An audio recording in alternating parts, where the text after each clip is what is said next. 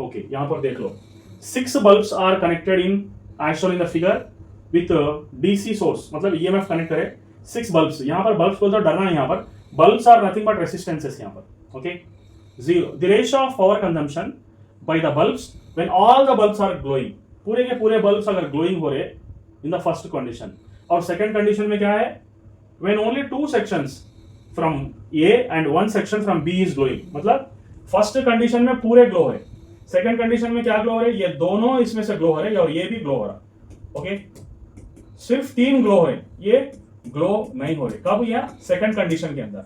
Okay, तो ये उन्हें दे दिया। अब यहाँ पर the ratio of power consumption बोल के पूछा, ठीक है।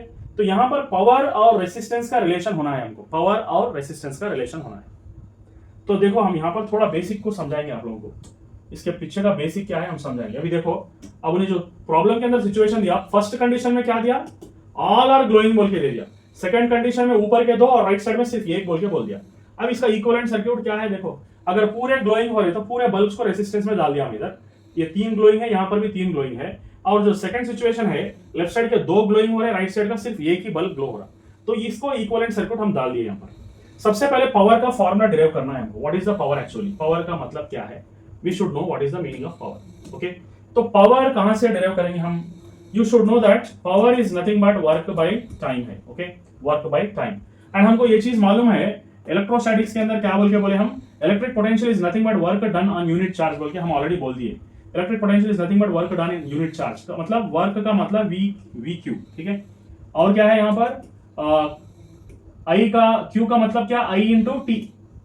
Okay, Q is nothing but I into T, क्यों, because current is nothing but q by t, rate of flow of charge is nothing but I into t, so q के place में it डाल दिया। तो w का formula क्या है हमारे पास, ये हो गया w का फॉर्मूला मतलब वर्क डन। तो ये formula it is not the formula of your, ये फॉर्मूला हमको मैकेनिक्स का फॉर्मूला नहीं है, this is the formula which is related to electricity. Electricity के अंदर वर्क का फॉर्मूला क्या है, इलेक्ट्रिसिटी के अंदर पावर का फॉर्मूला क्या है, इसके बारे में हम डिस्कस कर रहे हैं, ठीक है। तो what is the formula of power in electricity, what is the formula for work in electricity. अब यहाँ पर हम क्या करेंगे, पावर ऐसे डाल देंगे, वर्क के प्लेस में क्या लिखे, V I T by T डाल दिए, टी टी कैंसिल। ओके, तो पहला फॉर्मूला पैदा हो गया, the first formula was born, this is equation number 1। Okay, तो फर्स्ट फॉर्मूला फॉर पावर ये है, और सेकंड फॉर्मूला क्या है, we should discuss here. Second formula क्या है देखेंगे। तो इसको क्या करेंगे, v is equal to I R बोल के डाल दो, because according to Ohm's law. तो हम क्या करेंगे, power is equal to v के प्लेस में वैसे ही रख देंगे, v के प्लेस में क्या बोल के डालेंगे, i इंटू आर, ऑलरेडी एक i मौजूद है। Okay, so power is nothing but I square R. Okay, ये क्या है, दूसरा फॉर्मूला है, सेकंड फॉर्मूला। तो फॉर्मूला थोड़ा बदल गया, हम इसके साथ खेल रहे हैं, हम फॉर्मूला के साथ थोड़ा खेलेंगे हम, इसका vi हो गया, इसका आई स्क्वायर आर हो गया। नेक्स्ट थर्ड फॉर्मूला क्या है पावर का, उसके बारे में भी डिस्कस करेंगे, what is the third formula for power. Okay, तो यहाँ पर अभी you also know that I is equal to V by R, Ohm's law के मुताबिक आई को वी बाई आर भी लिख सकते हैं। अभी पावर के अंदर आई स्क्वायर आर चल रहा ना, तो पावर आई के प्लेस में डाल दो वी बाई आर, यानी कि V square by R square into R, इसको हम सब्स्टिट्यूट कर रहे हैं। तो अभी क्या हो रहा है यहाँ पर, आर स्क्वायर आर कैंसिल हो गया, तो पावर का फॉर्मूला हो गया V square by R, it is nothing but potential whole square by R. आर इसको और एक तरह भी लिख सकते हैं, we can also write power is nothing but EMF whole square by R भी लिख सकते हैं, ठीक है, EMF whole square by R भी लिख सकते हैं, ठीक है। This is going to be our formula which is final formula. अभी हम यहाँ पर देखेंगे तो इन इसको अगर हम देखेंगे ना, in both the cases E is going to be constant. First case में पूरे ग्लो हो रहे, सेकंड केस में इसके 2 इसका 1 ग्लो हो रहा, मगर पावर सोर्स तो सेम ही है ना, power source is not going to change, it is same.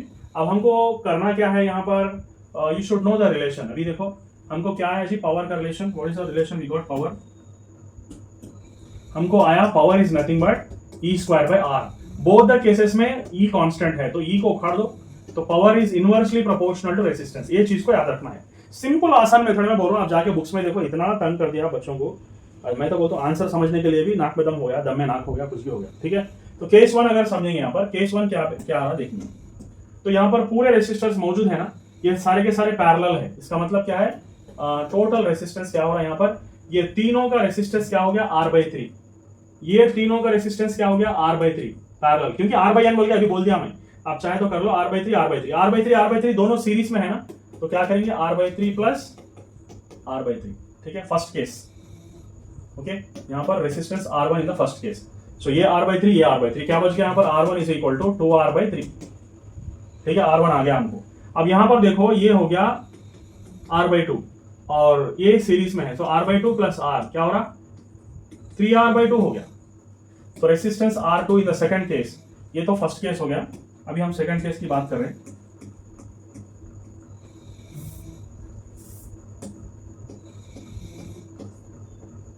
Case 2,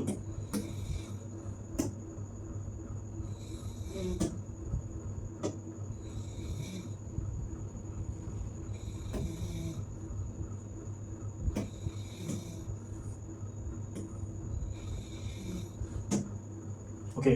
so case 2 के अंदर R2 कितना हो रहा है जी, R2 is going to become 3R/2। So R1 आ गया, R2 आ गया। हमको क्या पूछ रहा है यहाँ पर, रेशियो पूछ रहा। Okay, so is asking us to find out the ratio of the powers, power consumption का रेशियो पूछा। तो क्या हो रहा है रेशियो यहाँ पर, सो R1/R2, सॉरी पावर मतलब P1/P2 is equal to R2/R1। ठीक है, अभी देख लो हमको R2 का वैल्यू क्या, R2 का वैल्यू क्या आ रहा है यहाँ पर, R2 मतलब 3R/2, R1 मतलब 2R/3। Okay, so 3R/2 divided by 2R/3। और क्या क्या चीजें कैंसिल हो रहा है देखो यहाँ पर, you are going to cancel R and R। So अभी क्या बच रहा 3/2 इंटू 3/2, इसका मतलब 9/4। तो हमारा आंसर क्या है यहाँ पर 9/4 आंसर आ गया। तो हमारा आंसर हो गया 9/4, ये ऑप्शन आपका करेक्ट आंसर है। तो इतना मुश्किल प्रॉब्लम को मैं ज्यादा से ज्यादा बहुत सारे आसान तरीके में समझाने की फिक्र कर रहा हूँ, कोशिश कर, ठीक है।